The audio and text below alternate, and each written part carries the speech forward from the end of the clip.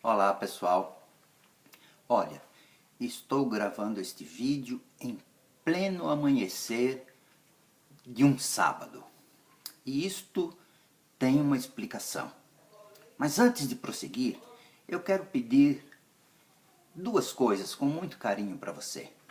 Você que está acostumado aí a ver vídeos de apenas 2 minutos, esse tem aí por volta de 10 minutos. Assista até o fim, porque o conteúdo da mensagem deste vídeo é muito importante. E a segunda coisa, eu gostaria que você compartilhasse aí com os seus amigos das redes sociais. Bem, vamos lá então? O tema é por que guardamos, afinal de contas, o sábado. E eu quero começar dizendo a vocês da minha experiência em meus tempos de menino. Porque quando eu era menino, quando estava chegando o sábado, em casa era um corre-corre danado. Porque a gente tinha que limpar o quintal, recolher o lixo, engraxar sapatos, arrumar a roupa. Porque afinal o sábado estava chegando e sábado, vocês sabem, é dia de ir para a igreja. Então tinha que estar tudo arrumado. Na verdade, eu guardava o sábado porque meus pais me ensinaram assim. E à medida que os anos foram passando, eu fui entendendo que também guardava o sábado porque estava na Bíblia. Também aprendi que guardava o sábado porque era o certo a fazer. Mas na verdade eu digo para vocês que esses motivos para guardar o sábado não estavam saciando a minha sede de entender por que afinal de contas eu guardava o sábado, que na verdade tornou-se uma obrigação. E eu esperava frequentemente que o sábado terminasse logo, que chegasse o pôr do sol, porque o sábado estava sendo, na verdade, um peso. Bem, o tempo passou, eu estou ainda aqui com vocês e eu comecei a pensar qual era o motivo pelo qual eu guardava o sábado. Então comecei a ler, a estudar e, sobretudo, a conversar e ouvir pessoas mais experientes e sábias do que eu, porque afinal de contas estava passando da hora de eu entender por que Deus tinha pedido para mim guardar o sábado. E sempre me vinha, na medida que eu ia estudando, uma passagem das Escrituras. Está lá em 1 Coríntios 13, verso 11. São palavras do apóstolo Paulo aos Coríntios, e ele diz o seguinte: quando eu era menino, falava como menino, sentia como menino, pensava como menino. Mas logo que cheguei a ser homem, acabei com as coisas de menino. Então, na medida em que o tempo passou para mim, eu digo a vocês que estava na hora de eu entender, afinal, por que eu guardava o sábado. Então eu comecei a descobrir que por trás de cada um dos 10 mandamentos existe um princípio. E qual era o princípio contido no 4º mandamento? O que estava além das palavras do 4º mandamento lá em Êxodo 20, verso 8? E olha, eu descobri que o princípio contido era o da não idolatria, porque a idolatria não deveria fazer parte do povo de Deus, porque Deus era ciumento e porque ele não aceitava que se colocasse um outro Deus além dele. Então quero resumir aqui em 3 pontos os princípios do 4º mandamento. Os 2 primeiros, com certeza, você já o sabe. O sábado pertence ao Senhor, o sábado pertence a Deus, não é nosso. E o segundo é que Deus é o Criador de todo o universo. Mas tem um terceiro ponto, um terceiro princípio contido aí no 4º mandamento.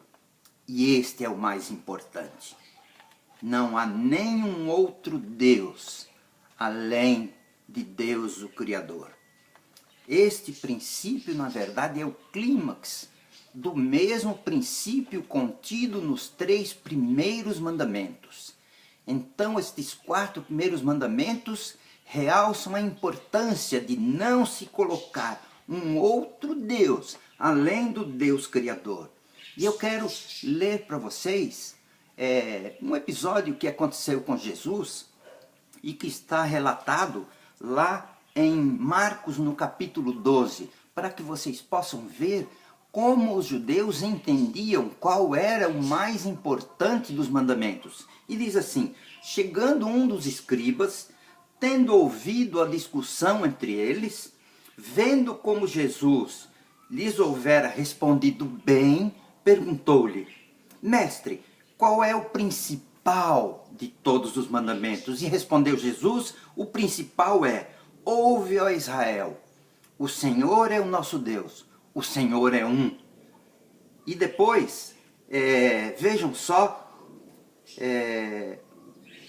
o que o próprio Rabino disse, está lá no verso 32. Disse-lhe o escriba, esse mestre: muito bem, mestre, e com verdade disseste que este é o único e que além dele não há outro. Gente, este era o princípio contido no 4º mandamento, sobre o qual eu não tinha na minha vida aprendido. Demorei muito tempo para aprender. Precisaram meus netos nascerem para que eu entendesse esse princípio, que além de Deus o Criador não existe outro, e que a idolatria não deve fazer parte da minha vida, nem da sua vida. Gente, eu falo por mim mesmo, e falo também, eu sei que por uma multidão de outros cristãos que guardam o sábado e que correram muito na vida na sexta-feira, por causa da aproximação do sábado. E olha, eu digo para vocês que meus pais fizeram, nesse sentido, o melhor que podiam.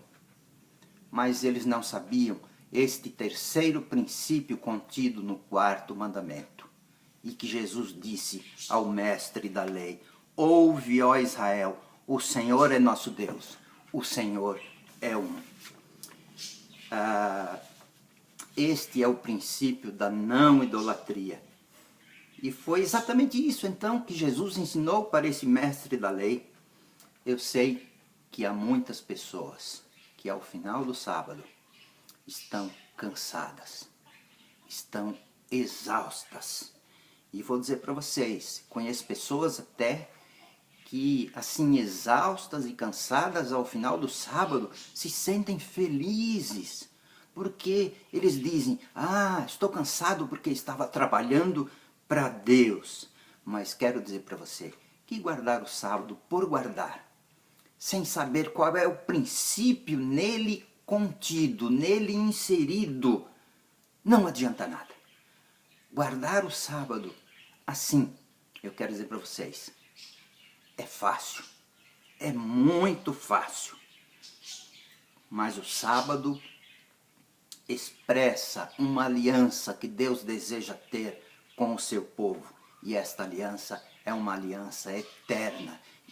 E que, de nossa parte, devemos reconhecer a Deus como único e que além dele não há outro. Eu e você, quando guardamos o sábado, devemos estar dizendo para nós mesmos e para todos os que nos virem que reconhecemos a Deus como o único Senhor e que além dele não há outro. Este é o princípio máximo contido no 4º mandamento, um princípio da não idolatria.